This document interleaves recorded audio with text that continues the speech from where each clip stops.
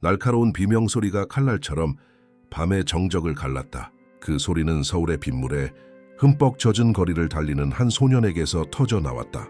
소년의 브랜드 운동화는 발을 내디딜 때마다 더러운 물을 튀겼고 작은 두 손은 붉게 물든 차에 떨리고 있었다. 그 피는 자신의 것이 아니었다. 세상에서 가장 사랑하는 사람의 피였다. 이제 겨우 7살인 박준서는 어디로 가야 할지 몰랐다. 이곳은 경비원과 카메라가 모든 골목을 지키는 안전한 강남의 자기 동네가 아니었다. 희미한 불빛이 좁은 골목을 깜빡이는 곳, 그리고 그의 아버지 박지훈이 세 블록 뒤 벽돌담에 쓰러져 있는 곳이었다. 35이 되기 전에 기술 제국을 건설한 젊은 CEO였던 아버지는 이제 몸 왼쪽에 깊은 상처를 입은 채 미동도 없었다. 칼이 빠르게 들어와 천천히 빠져나가며 남긴 끝이 보이지 않는 진홍색 흔적의 결과였다. 운전기사는 15분을 아끼려 동부의 한적한 지역으로 지름길을 택했지만 그 대신 비싼 지갑이나 스위스 시계 따위에는 관심이 없는 검은 양복의 사내셋을 만났다. 그들이 원한 것은 훨씬 더 소중한 것, 바로 영원한 침묵이었다. 이제 여러분은 아름답고 감동적인 이야기를 듣게 될 것입니다. 괜찮으시다면 채널을 구독해 주시고 어느 지역에 사시는지 댓글로 남겨주세요. 살려주세요. 제발 아빠가 죽어가요. 준서의 목에서 터져 나온 말은 조각나 있었다. 소년이 지나치는 사람들은 시선을 피했고 자식들을 집 안으로 끌어당겼으며 못 들은 척했다. 도시의 잊힌 구석에서는 각자 자신의 생존을 책임져야 했고 우는 아이는 절망적인 도시의 교향곡에 섞이는 또 하나의 소음일 뿐이었기 때문이다. 그때 준서는 그녀를 보았다. 녹슨 쓰레기통 옆에 웅크린 작은 모습, 한때는 분홍색이었겠지만 지금은 더럽고 찢어진 천 뭉치에 불과한 담요를 뒤집어 쓰고 있었다. 소녀가 고개를 들자 헝클어진 금발 머리카락이 아이치고는 너무나 마른 얼굴 위로 쏟아졌다. 어떤 아이도 봐서는 안 될 것들을 본 듯한 파란 눈. 그 눈에는 작은 소녀가 짧은 생애 동안 이미 여러 번의 삶을 산 것처럼 무서운 깊이가 있었다. 제발. 준서의 목소리가 쉰 속삭임으로 흘러나왔다. 그는 무릎이 진흙 웅덩이에 잠기는 것도 아랑곳하지 않고 소녀 앞에 무릎을 꿇었다. 도움이 필요해요. 저 뒤에 남자가 있는데 움직이지 않아요. 피가 너무 많고 어떻게 해야 할지 모르겠어요. 대부분의 아이라면 비명을 지르거나 도망치거나 공포에 얼어붙었을 것이다. 하지만 그 소녀는 붉게 물든 준서의 떨리는 손을, 그리고 순수한 공포로 가득 찬 그의 눈을 쳐다볼 뿐이었다. 그러자 소녀에게서 무언가 변했다. 마치 스위치가 켜진 것처럼 소녀는 나이와 상황에 어울리지 않는 침착함으로 일어섰다. 그 사람에게 데려가. 그것이 그녀의 입에서 나온 유일한 말이었다. 말을 많이 하지 않아 잠겨있는 목소리. 침묵이 때로는 최고의 생존 방법임을 배운 사람의 목소리였다. 준서는 묻지 않았다. 그녀가 누구인지, 왜 아이가 길에서 혼자 사는지 묻지 않았다. 그저 차갑고 가는 손을 잡고 젖은 거리를 다시 끌고 갔다. 폐는 타는 듯했고 심장은 전쟁의 북소리처럼 귓가에 울렸다. 이길 수 있을지 모르는 전투를 알리는 소리였다. 박지훈이 쓰러져 있는 어두운 골목에 도착했을 때 소녀는 한순간도 망설이지 않았다. 마치 수백 번은 연습한 듯한 동작으로 그의 옆에 무릎을 꿇었다. 작은 손은 목적을 가지고 CEO의 생기 없는 몸 위를 움직였고 두 손가락으로 그의 목을 눌러 맥박을 확인했다. 준서는 길거리의 아이가 자신이 존재하는지도 몰랐던 일들을 하는 것을 넋을 잃고 바라보았다. 호흡을 확인하고 상처를 의사의 눈처럼 냉철하게 살폈다. 그 눈은 소녀의 작은 체구와는 어울리지 않았다. 자켓 벗어. 명령은 단호했고 준서는 생각 없이 따랐다. 작년 생일에 할머니가 선물해 주신 비싼 자켓을 벗었다. 소녀는 그 천을 받아 힘껏 접어 즉석 압박 붕대를 만들었고 그 작은 몸에서 나오는 것이라고는 믿기 힘든 힘으로 지훈의 상처를 눌렀다.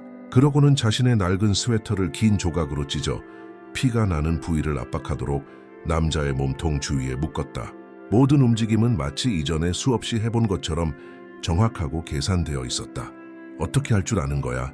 준서가 경외와 두려움이 뒤섞인 목소리로 속삭였다. 하지만 소녀는 바로 대답하지 않았다. 지훈의 기도를 확보하고 머리를 살짝 뒤로 젖히고 천 유지를 위해 더러운 담요를 그의 다리 위에 덮어주느라 바빴다. 이 모든 단계를 마친 후에야 소녀는 마침내 너무 늙어 보이는 눈으로 준서를 바라보며 거의 들리지 않는 목소리로 말했다. 아빠가 가르쳐줬어. 돌아가시기 전에. 소녀는 문장 중간에 말을 멈췄다. 마치 다음 말이 목에 걸린 유리 조각 같았고 그 생각을 완성하는 것이 여전히 안에서 피 흘리는 상처를 여는 것 같았다. 마침내 사이렌 소리가 밤의 고요를 찢었다. 붉고 흰 불빛이 골목의 벽을 칠했고 구급대원들이 장비 상자를 들고 달려왔다. 그들의 전문적인 목소리가 준서가 완전히 이해하지 못하는 의학 용어로 공기를 채웠다. 하지만 준서는 즉석 붕대와 상처가 안정된 방식을 본 구급대장의 놀란 표정을 이해할 수 있었다. 그는 진심 어린 존경의 눈빛으로 소녀를 돌아보았다. 네가 한 거니 꼬마야? 구급대원이 물었고 소녀는 고개만 끄덕였다. 그녀의 눈은 이미 출구를 찾고 있었다. 도망갈 계획을 세우고 있었다. 남는다는 것은 질문을 의미하고 질문은 당국은 자신이 가장 필요로 할 때 보호해주지 않았던 시스템을 의미했기 때문이다. 몇 살이니? 그가 재차 물었다. 7살이요. 소녀의 목소리는 가느다란 실 같았다.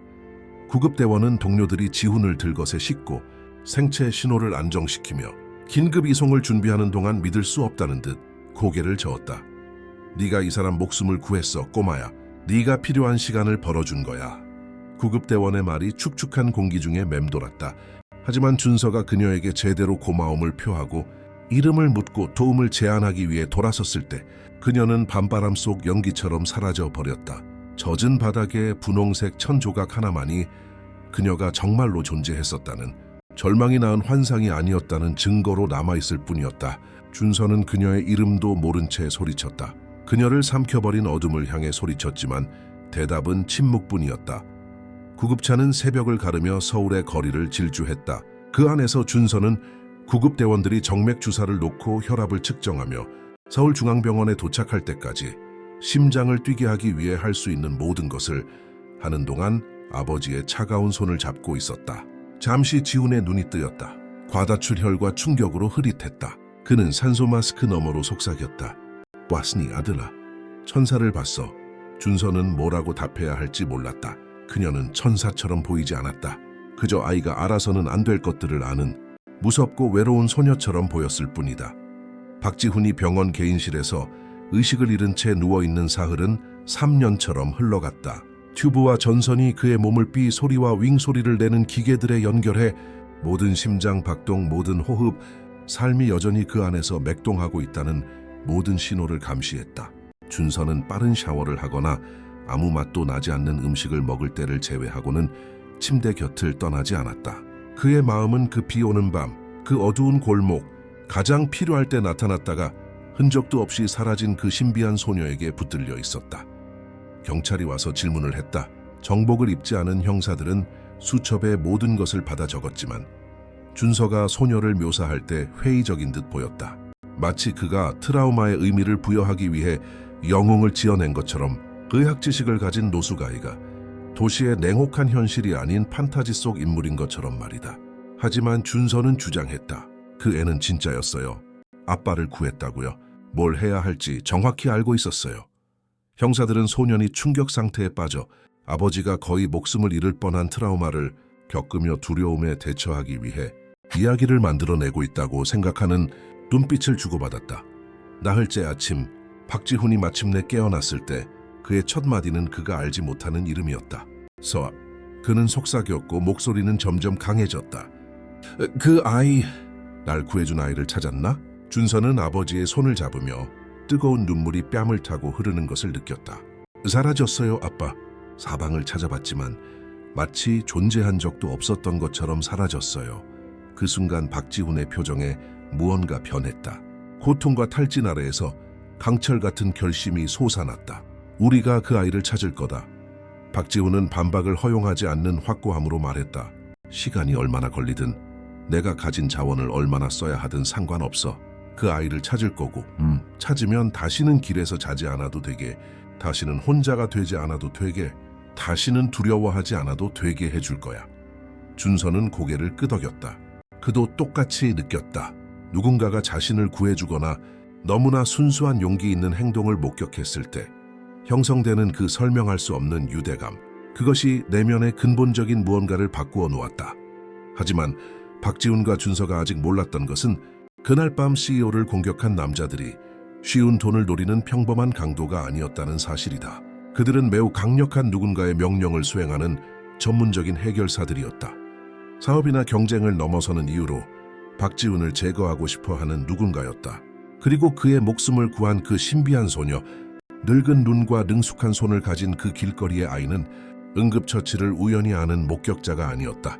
그녀는 김서아 6개월 전 절대 보아서는 안 될 것을 목격한 구급대원 김민준의 딸이었다. 그녀의 부모를 앗아간 바로 그 남자들이 이제 그녀가 아는 것을 절대 말하지 못하도록, 본 것을 절대 이야기하지 못하도록 서울 권력의 정점까지 이어지는 음모를 드러낼 점들을 절대 연결하지 못하도록 하려 하고 있었다. 서아는 바로 그 순간 박지훈의 병실 밖 비상계단에 웅크리고 있었다. 창문을 통해 자신이 구한 남자가 마침내 깨어나는 것을 지켜보고 아들의 얼굴에 떠오른 기쁨을 보고 가슴 속 무언가가 조여드는 것을 느꼈다. 6개월 전 옷장에 숨어 어머니의 마지막 순간이 도둑 맞는 것을 들었을 때 묻어버렸던 감정이었다. 희망이라는 감정. 희망은 위험했다. 희망은 사람들을 방심하게 만들고 미래가 있을 수 있다고 믿게 만들었다. 서아가 자신에게 희망을 허락할 때마다, 누군가를 믿을 수 있을지도 모른다고 생각할 때마다 모든 것을 잃었던 그날 밤을 떠올렸고 두려움이 다시 피를 얼어붙게 했다. 그래서 그녀는 수개월 동안 그림자 속에서 살며 완성한 조용한 움직임으로 비상계단을 내려갔다. 도시 풍경에 녹아들어 보이지 않게 되었다. 그 남자와 그의 아들이 자신을 찾게 둘 수 없었기 때문이다. 아직은 아니었다. 그들이 자신의 삶을 파괴한 사람들과 연결되어 있지 않다는 확신이 들 때까지는. 6개월 전 김서아는 완전히 다른 사람이었다. 마포구의 소박하지만 사랑이 넘치는 아파트에서 아버지 김민준과 어머니 이수진과 함께 살던 소녀였다. 매일 저녁 식사 후 구급대원인 아버지는 모든 인간이 알아야 한다며 서아에게 여러 가지를 가르쳐 주었다. 생체 신호를 확인하는 법, 출혈을 먹게 하는 법, 누군가 긴급한 도움이 필요할 때를 알아보는 법. 서아가 어린이다운 호기심으로 물었다. 아빠, 왜 내가 이런 걸 알아야 해요? 그러면 아버지는 항상 부드러운 미소로 답했다. 지식은 힘이니까 공주님, 사람들을 돕는 법을 알면 세상 앞에서 절대 무력감을 느끼지 않을 거야. 하지만 그는 마지막 부분에 대해서는 틀렸다. 7번째 생일이 지나고 3주 후 서아는 상상했던 것보다 훨씬 더 큰 무력감을 느꼈다. 아버지가 긴급 출동 중에 절대 보아서는 안 될 것을 목격했기 때문이다. 비싼 양복을 입은 남자들과 마약상들이 인적 드문 길에서 만나는 장면이었고, 협상이 잘못되어 총성이 울렸으며 젊은이 한 명이 아스팔트 위에서 피를 흘리고 있었다. 명예로운 사람이었던 김민주는 그 목숨을 구했지만 얼굴들도 보았다. 관용차 번호판을 인식했고 그것이 단순 범죄보다 더 큰 것, 권력의 구조 속에 얽힌 부패라는 것을 이해했다. 그는 아내에게 옳은 일을 해야 하기에 증언하겠다고 말했다. 수지는 그의 손을 잡고 울었지만 동의했다. 그녀는 자신이 결혼한 남자를 알았기 때문이다. 침묵이 안전을 의미할 때조차 불의 앞에서 침묵할 수 없는 남자였다. 김민준이 검사들을 만나기로 예정된 3일 전 밤중에 남자들이 아파트로 쳐들어왔다. 그때 서아는 엄마와 숨바꼭질을 하고 있었다. 그녀는 침실 옷장 속에 너무나 잘 숨어 있어서 현관문이 부서지고 남자들의 차갑고 무심한 명령이 공간을 채우기 전에 엄마가 그녀를 찾지 못했다.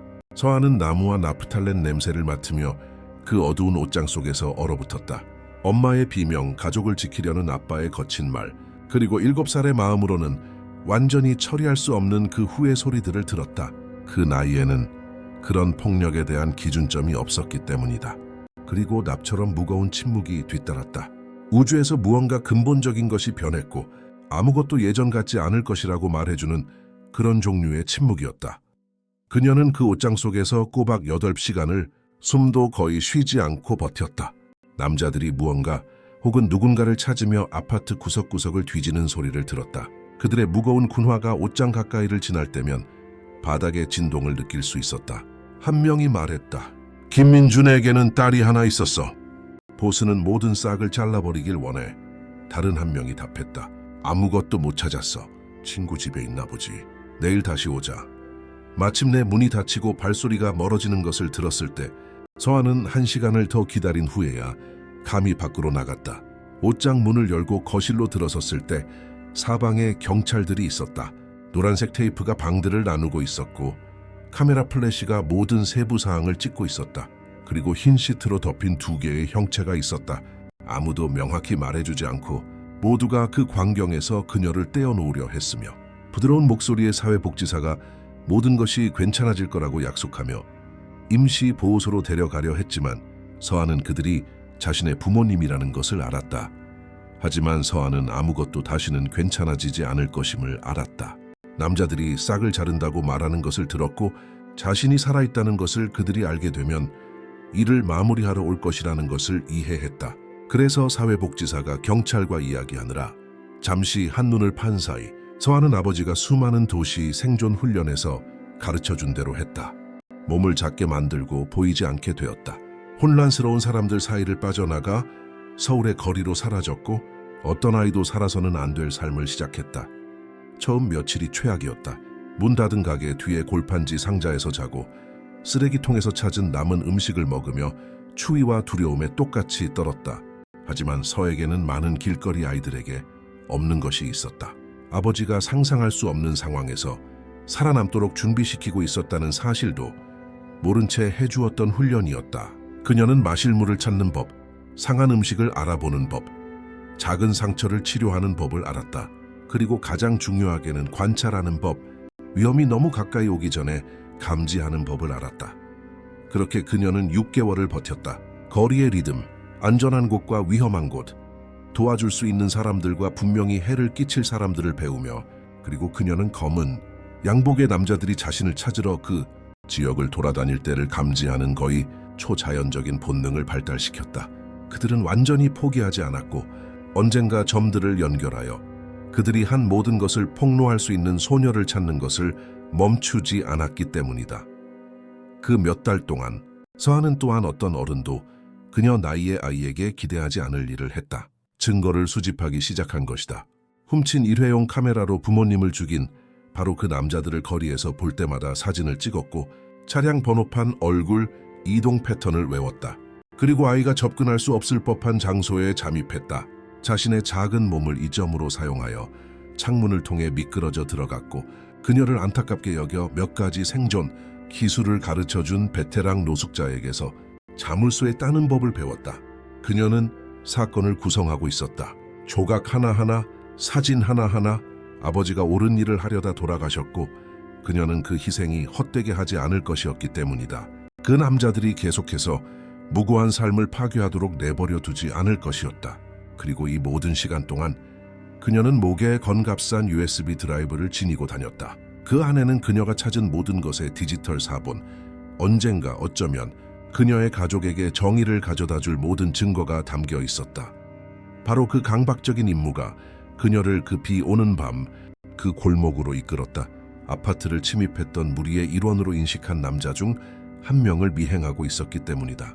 박지훈에 대한 공격을 보았을 때 그들이 같은 해결사, 같은 방법, 같은 계산된 냉혹함이라는 것을 깨달았을 때 그녀 안에서 무언가가 딸깍했고 그저 지켜볼 수만은 없다는 것을 그녀의 가족이 파괴된 방식대로 또 다른 가족이 파괴되게 내버려 둘 수 없다는 것을 이해했다.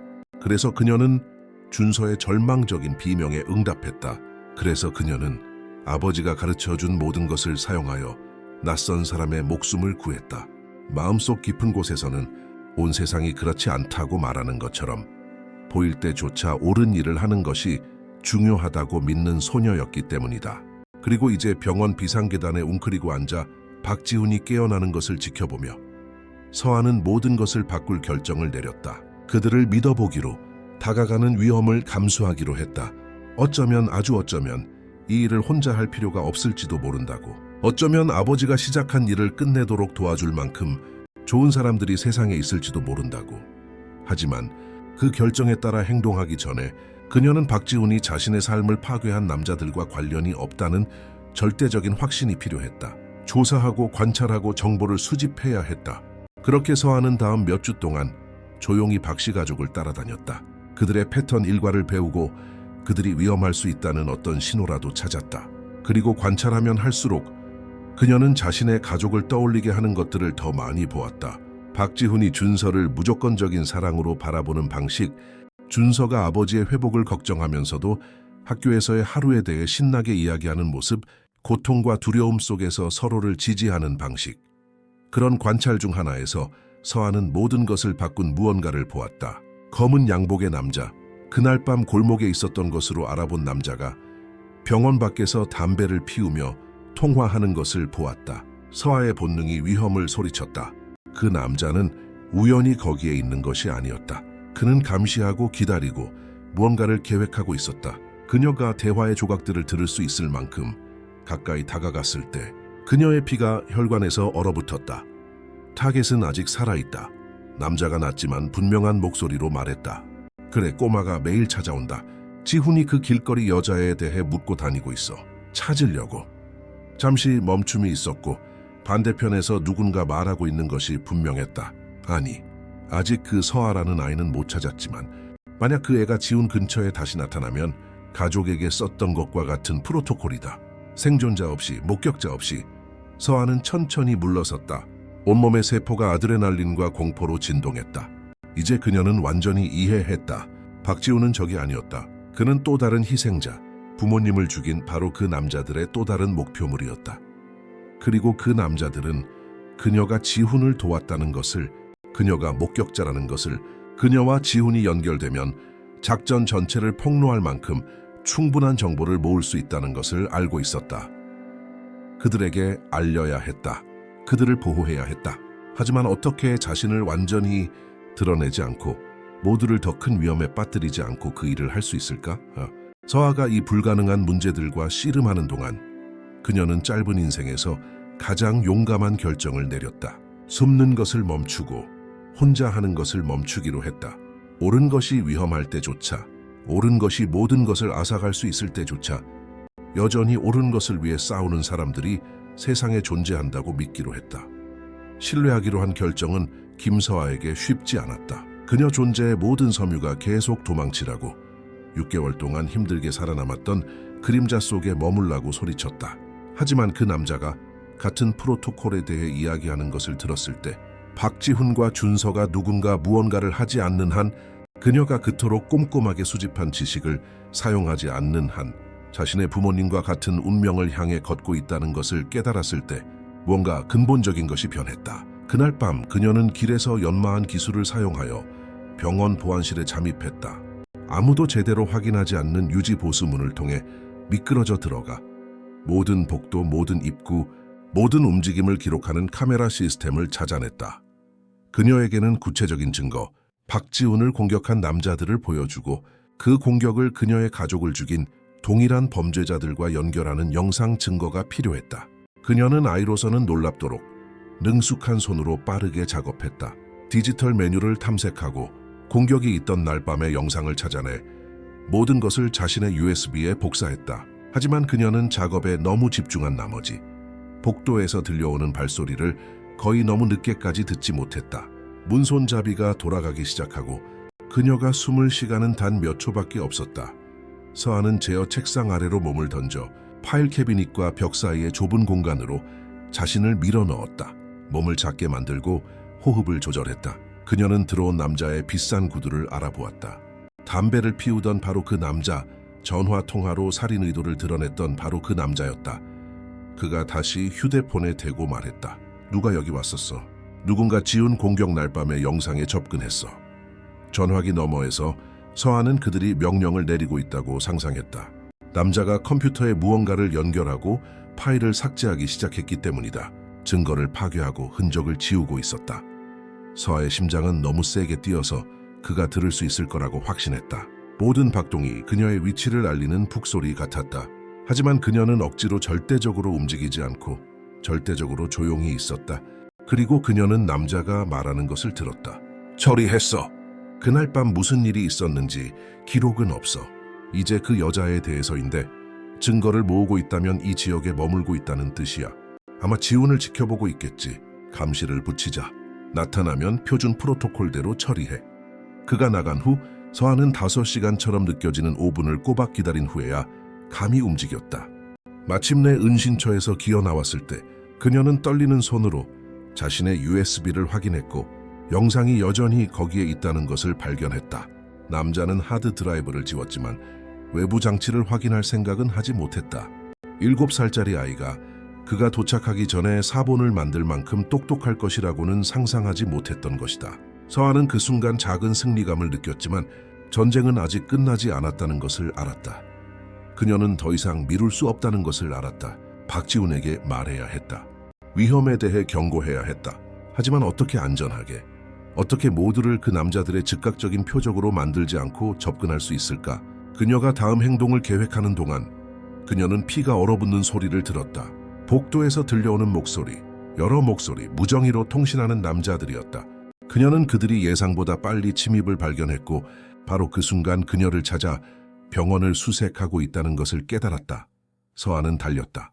맨발이 차가운 리놀륨 바닥 위에서 소리를 내지 않았다. 복도 모퉁이를 돌자 반대 방향에서 더 많은 남자들이 오고 있었다.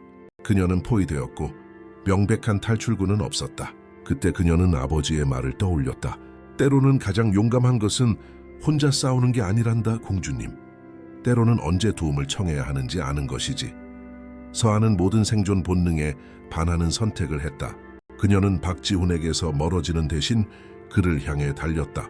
남자들이 뒤에서 소리치며 손을 뻗으며 거의 그녀를 잡을 뻔한 순간 그의 병실을 향해 복도를 질주했다. 더러운 셔츠 뒷부분에 손가락이 닿는 순간 그녀는 병실 문으로 폭발하듯 들어갔다. 제발요.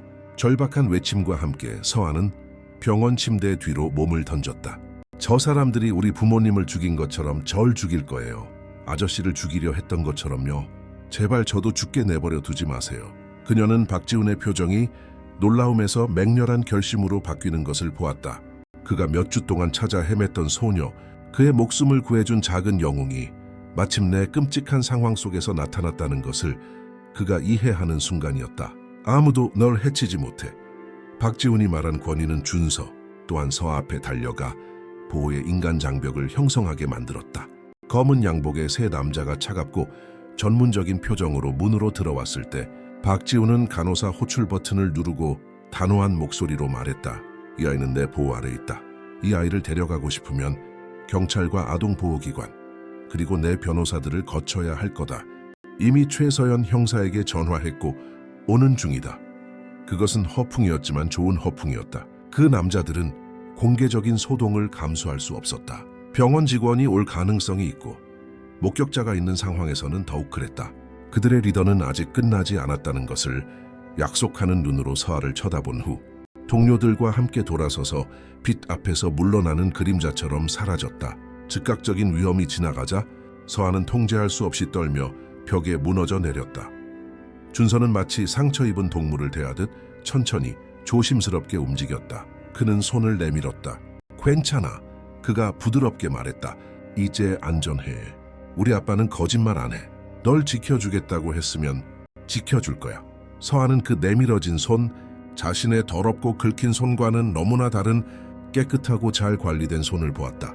그리고 박지훈과 준서의 얼굴을 보았다. 그녀는 6개월 동안 보지 못했던 무언가를 그들에게서 보았다. 대가 없이 진심으로 돕고 싶어 하는 사람들이었다. 천천히 망설이며 그녀는 준서의 손을 잡았다. 우리 아빠가 본 것 때문에 증언하려고 해서 그 사람들이 우리 엄마 아빠를 죽였어요. 서아가 갈라진 목소리로 속삭였다. 그리고 이제 저도 죽이려고 해요. 절 도우면 아저씨들도 죽일 거예요. 이런 일을 끌어들이고 싶지 않았지만 더 이상 갈 곳이 없었어요. 마침내 눈물이 터져 나왔다. 6개월 동안 참아왔던 눈물, 잃어버린 모든 것과 아직 잃을지도 모르는 모든 것에 대한 눈물이었다. 박지훈은 전화를 들고 이번에는 정말로 최서연 형사에게 전화했다. 30분 후 제복을 입은 2명의 경찰관과 함께 형사가 도착했을 때 서한은 처음으로 자신의 이야기를 완전히 털어놓았다. 옷장에서부터 거리까지, 수집한 증거에서부터 현재의 위험까지, 그리고 그녀는 수개월간의 꼼꼼한 작업, 7살 아이가 해서는 안 될 관찰과 기록이 담긴 USB를 건넸다. 상냥하지만 영리한 눈을 가진 40대의 여성 최서연 형사는 서아의 눈높이에 맞춰 무릎을 꿇고 말했다. 김서아, 너는 내가 만난 아이 중에 가장 용감한 아이야. 내 가족에게 이런 짓을 한 사람들이 대가를 치르도록 우리가 확실히 할게. 약속할게. 그녀의 목소리에는 진실한 확신이 담겨 있어 서아는 마침내 불가능해 보였던 싸움에서 진짜 동맹을 찾았을지도 모른다고 믿게 되었다. 이어지는 몇 시간 동안 최 형사는 USB를 자신의 노트북에 연결했고 화면에 나타난 것은 그녀의 얼굴을 창백하게 만들었다. 서아가 수집한 증거는 놀라웠다.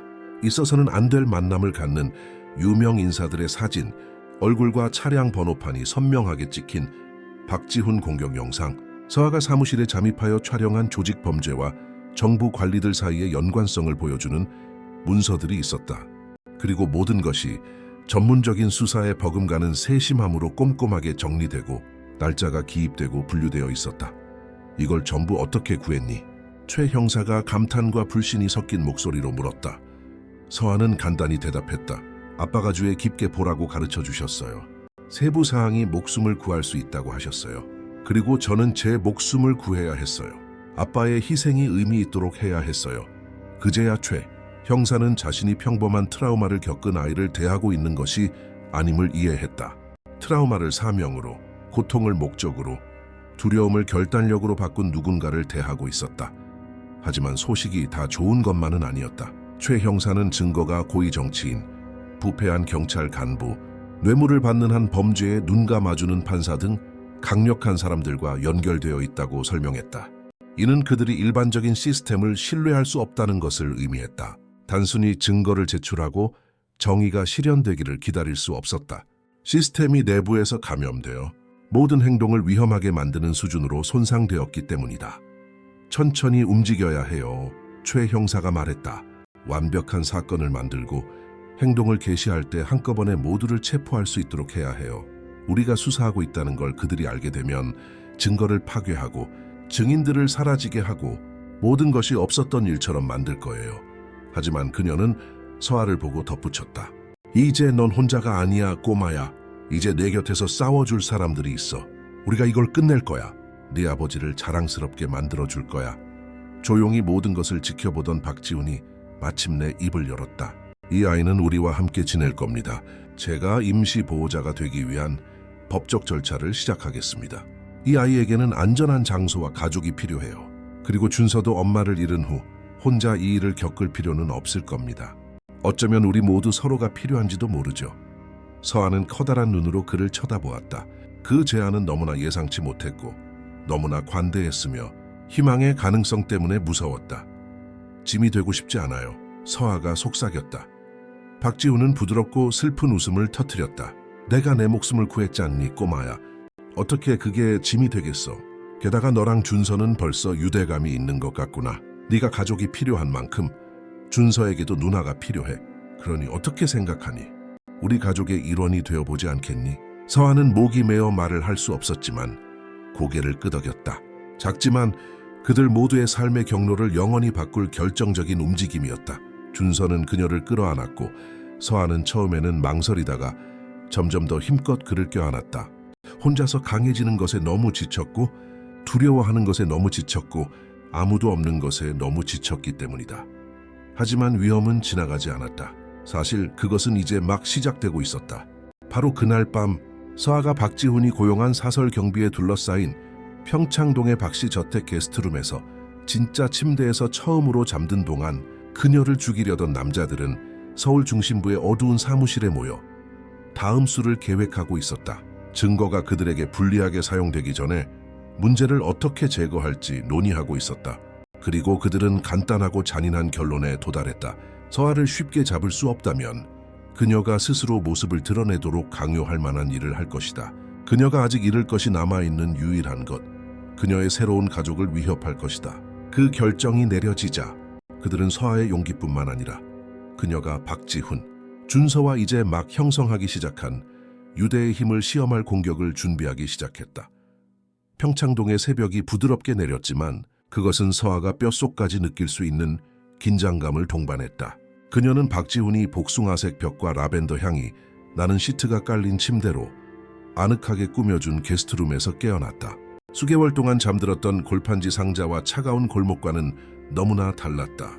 잠시 동안 그녀는 그저 안전하다는 느낌을 음미하며 누워 있었다. 이내 위험의 현실이 납망토처럼 그녀의 어깨를 다시 짓누르기 전까지 이어진 2주 동안 서아는 다시 가족이 생긴다는 것이 무엇을 의미하는지 배우기 시작했다. 준서는 비디오 게임 하는 법을 가르쳐 주었고 그녀는 자신이 전략에 놀랍도록 소질이 있다는 것을 발견했다. 박지훈은 새 옷을 사주러 데려갔고 그녀는 필요하면 달릴 수 있는 실용적인 옷들을 골랐다. 오래된 습관은 천천히 죽어갔다. 그리고 그들은 그녀를 아동 트라우마 전문 심리학자인 윤지혜 박사에게 등록시켰다. 박사는 서에게 말을 하라고 압박하지 않았지만 그녀 스스로의 시간에 맞춰 말이 나올 수 있는 안전한 공간을 만들어 주었다. 서아가 어느 정도 정상적인 모습을 되찾으려 애쓰는 동안 최서연 형사와 그녀의 연방수사팀은 마쿠에서 쉬지 않고 일했다. 서의 증거를 사용하여 부패 네트워크 전체의 지도를 그리고 모든 관련자, 모든 연결고리, 그들이 이용할 수 있는 모든 약점을 식별했다. 그들은 모든 것이 한 남자, 바로 이강민 국회의원을 가리킨다는 것을 발견했다. 그는 범죄 척결을 약속하며 서울시장 선거에 출마한 카리스마 있는 정치인이었지만 실제로는 도시를 감염시킨 부패의 교향곡을 지휘하는 메스트로였다. 6개월 전 이강민을 범죄 현장에서 목격한 것은 서아의 아버지 김민준이었다. 마약상들과의 만남이 잘못된 현장에 있었던 것이다. 김민준이 증언하겠다고 했을 때, 위협과 뇌물 제한을 거절했을 때 이강민은 그의 제거를 명령했다. 정직한 구급대원 한 명이 수십 년간 쌓아온 권력을 파괴하도록 내버려 둘 수 없었기 때문이다. 박지훈에 대한 공격도 같은 논리였다. 박지훈의 회사가 정부 계약을 위해 개발 중이던 암호화 소프트웨어는 이강민과 조직 범죄 간의 비밀 통신을 폭로했을 것이므로 계약이 체결되기 전에 CEO를 침묵시켜야 했다. 이제 서아가 보호받고 증거가 수집되면서 이강민은 자신의 제국이 위협받고 있다는 것을, 그 7살짜리 소녀가 자신의 존재에 가장 큰 위협이 되었다는 것을 알았다. 그는 절박한 결정을 내렸다.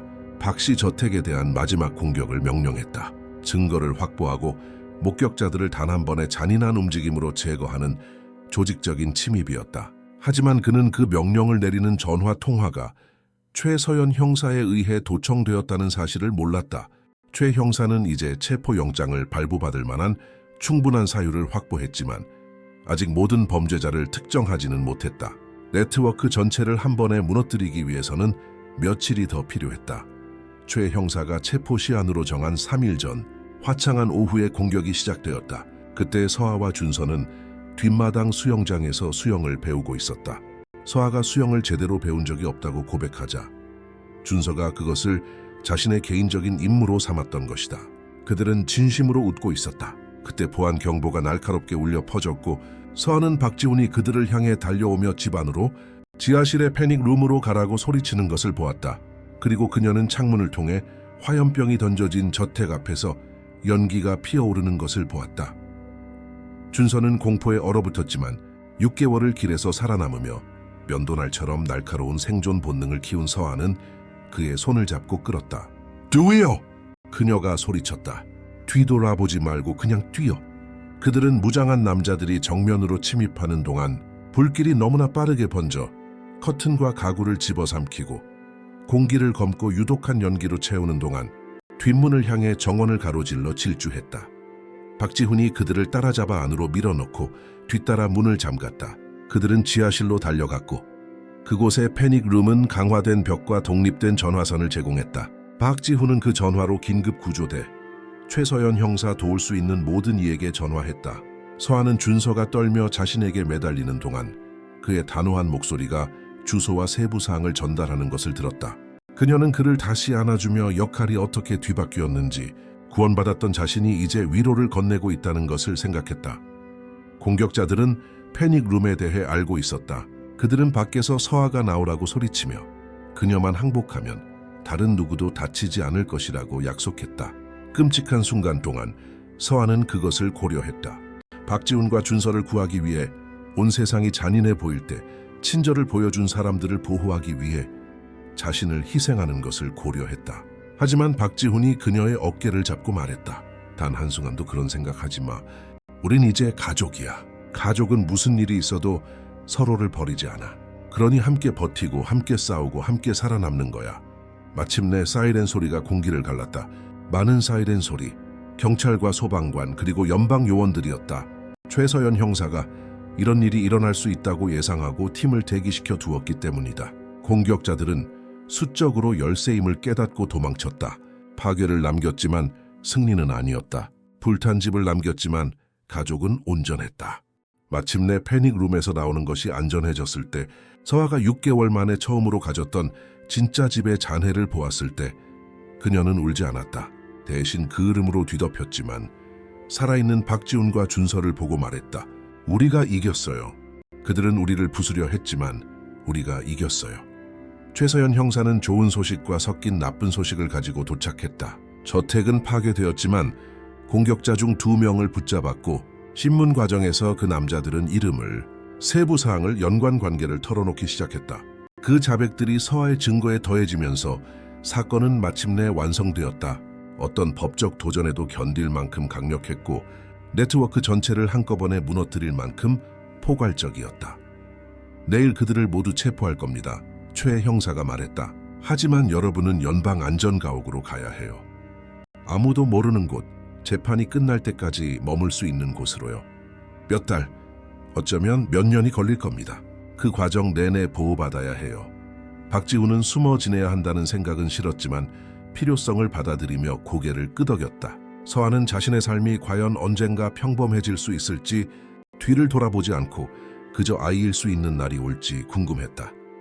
이강민 의원의 체포는 새벽에 이루어졌다. 수십 명의 연방 요원들이 10개의 다른 장소에서 동시에 작전을 펼쳐 부패한 정치인들을 자택에서, 경찰 간부들을 경찰서에서, 범죄자들을 은신처에서 체포했다. 그것은 마치 거미줄이 한 올 한 올 풀리는 것을 보는 것 같았다. 뉴스가 수갑을 찬 채 끌려가는 이강민의 모습을 보여주고, 앵커가 부패와 살인 공모 혐의를 설명했을 때 서아는 자신 안에서 무언가 변하는 것을 느꼈다. 부모님을 잃은 고통이 완전히 사라지지는 않을 것이기에 정확히 안도감은 아니었지만 그것은 정의였고 정당함의 입증이었으며 아버지의 죽음이 헛되지 않았다는 증거였다. 재판은 4개월 후 기자들과 구경꾼들로 가득 찬 연방법정에서 시작되었다. 서아는 증언해야 했다. 자신을 삼킬 듯이 큰 증인석에 앉아 인생에서 가장 끔찍했던 밤에 대해, 혼자 보냈던 몇 달에 대해, 나이에 걸맞지 않은 결단력으로 수집했던 증거에 대해 질문에 답해야 했다.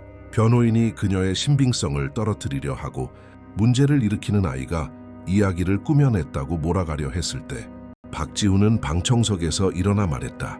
이 아이는 제 목숨을 구했습니다. 이 아이는 불가능한 상황에서 살아남았습니다. 이 아이는 우리 모두를 합친 것보다 더 많은 고결함과 용기를 가졌습니다. 그러니 존중해 주십시오. 배심원단이 평결에 이르는 데는 단 2시간밖에 걸리지 않았다. 증거는 압도적이었고 증언들은 일치했다.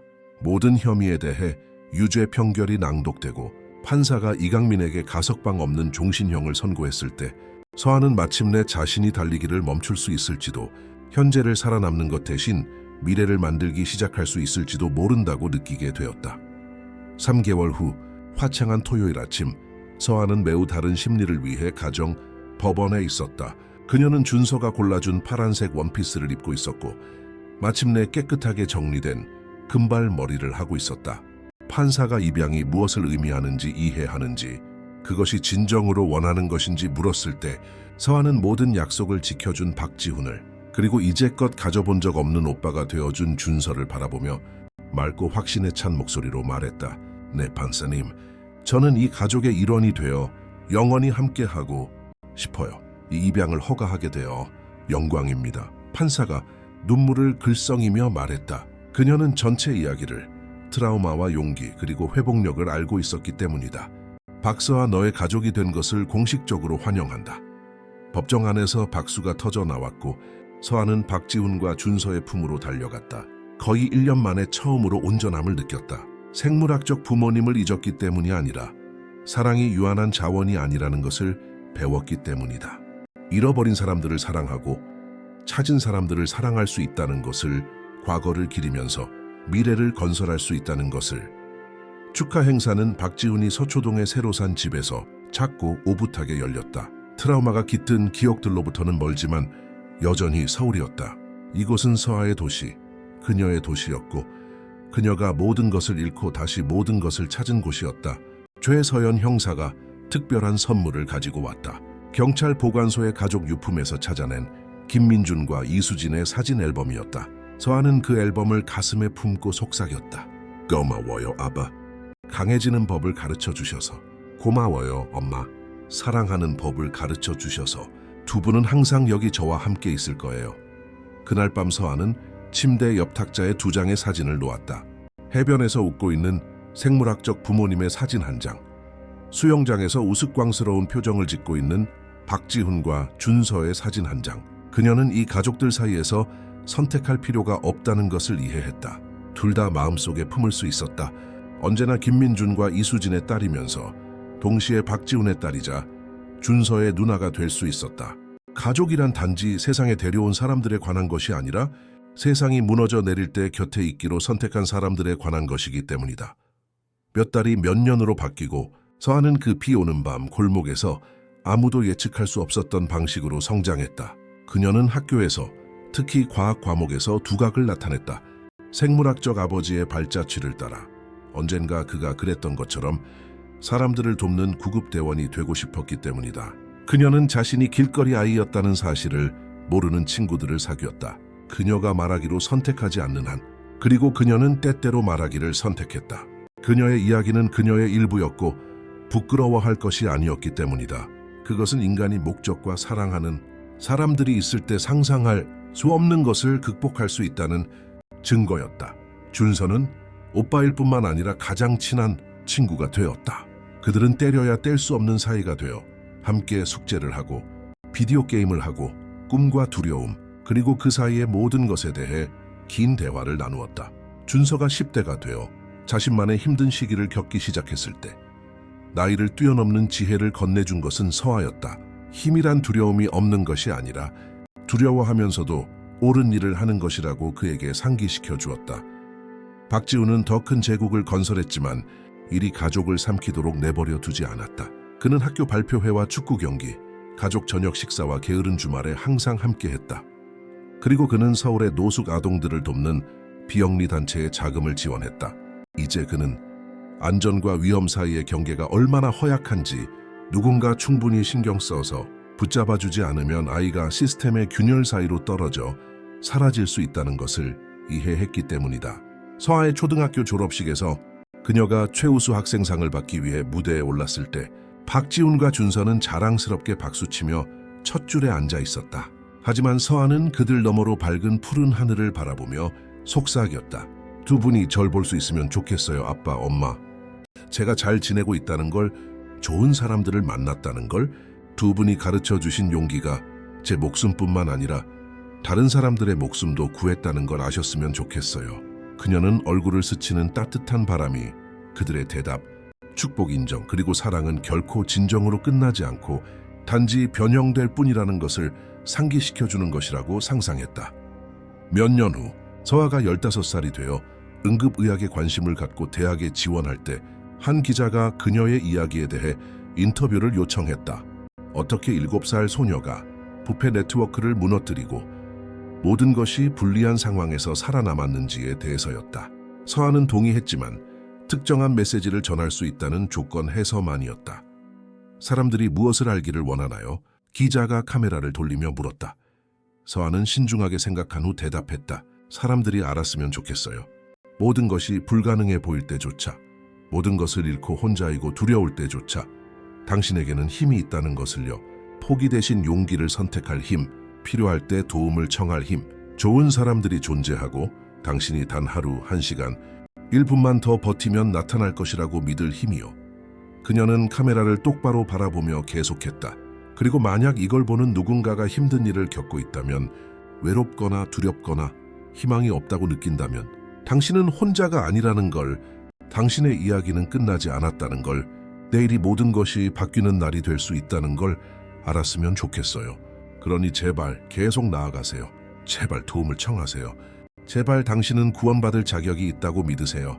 왜냐하면 당신은 자격이 있으니까요. 우리 모두는 자격이 있어요. 인터뷰는 입소문을 타 수백만 번 공유되었다. 서아는 전국 각지에서 자신의 이야기가 그들에게 영감을 주었다고, 학대적인 상황을 떠나거나 범죄를 신고하거나 그저 포기하고 싶을 때 계속 나아갈 용기를 찾았다고 말하는 편지들을 받았다. 서아는 모든 편지를 특별한 파일에 보관했다. 그것들은 고통이 목적으로 변형될 수 있다는, 생존이 번영으로 바뀔 수 있다는, 그녀였던 길거리 소녀가 더 큰 무언가, 회복력과 희망의 상징이 되었다는 증거였기 때문이다. 모든 것이 시작된 그 밤의 10주년 기념일에 서아와 그녀의 가족은 박지훈이 거의 목숨을 잃을 뻔했던 그 골목을 방문했다. 서아가 낯선 사람을 구하기로 한 결정이 모든 것을 바꿀 줄도 모르고 내렸던 그곳이었다. 낮의 빛 속에서 골목은 더 이상 무서워 보이지 않았다. 그저 건물들 사이의 콘크리트 조각일 뿐, 그곳에서 일어났던 일을 제외하고는 평범하고 잊힐만한 곳이었다. 서아는 아버지가 쓰러졌던 곳, 그가 가르쳐준 훈련을 사용하여 변화를 만들어냈던 곳에 꽃을 놓았다. 그녀는 큰 소리로 말했다. 가르쳐 주셔서 고마워요, 아빠. 살아남는 것뿐만 아니라 다른 사람들을 돕는 도구를 주셔서요. 아빠는 저를 통해 상상도 못할 만큼 더 많은 생명을 구하셨어요. 박지훈이 그녀의 어깨에 손을 얹었다.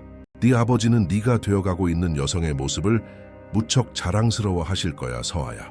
내가 자랑스러운 것처럼, 준서가 자랑스러운 것처럼, 내 이야기를 아는 모든 사람이 자랑스러워하는 것처럼 너는 네 인생의 최악의 순간을 아름다운 것, 의미 있는 것으로 바꾸었어.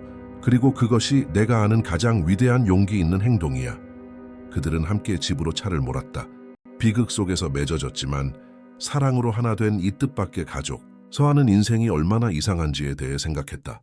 모든 것을 잃고도 계속 나아갈 이유를 찾을 수 있다는 것. 최악의 밤이 단지 버티기만 한다면 최고의 새벽으로 이어질 수 있다는 것.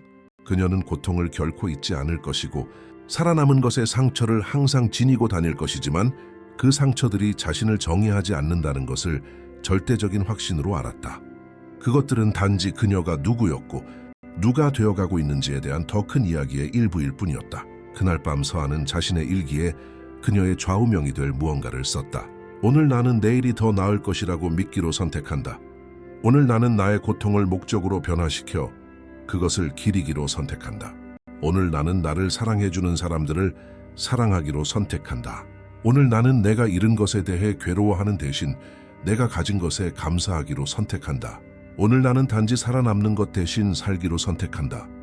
그리고 그녀는 자신의 전체 이름 박서아라고 서명했다. 처음으로 그 이름이 낯설게 느껴지지 않았다. 딱 맞았고 집처럼 느껴졌고 그녀 자신처럼 느껴졌다. 이야기 끝만약 이 이야기가 여러분의 마음에 와닿았다면, 김서아의 여정에서 영감을 찾으셨다면 이 희망의 메시지를 들어야 할 다른 사람들과 공유해 주시기를 부탁드립니다. 역경에 맞서는 인간의 용기를 기리는 더 많은 이야기를 위해 채널을 구독해 주세요. 가장 어두운 시간 속에서도 빛을 찾을 수 있다고 믿으신다면 좋아요를 눌러주세요. 그리고 아래 댓글로 이야기의 어떤 부분이 가장 마음에 와닿았는지 알려주세요. 여러분의 말은 중요하고 여러분의 이야기는 중요하며 여러분 자신이 중요하기 때문입니다. 함께라면 어떤 아이도 서아가 겪었던 일을 혼자 겪을 필요가 없는 세상을, 가족이 단지 혈연이 아닌 사랑과 선택, 그리고 존재로 정의되는 세상을, 정의가 부패를 이기는 세상을, 용기가 두려움을 이기는 세상을, 희망이 항상 언제나 길을 찾는 세상을 만들어갈 수 있습니다.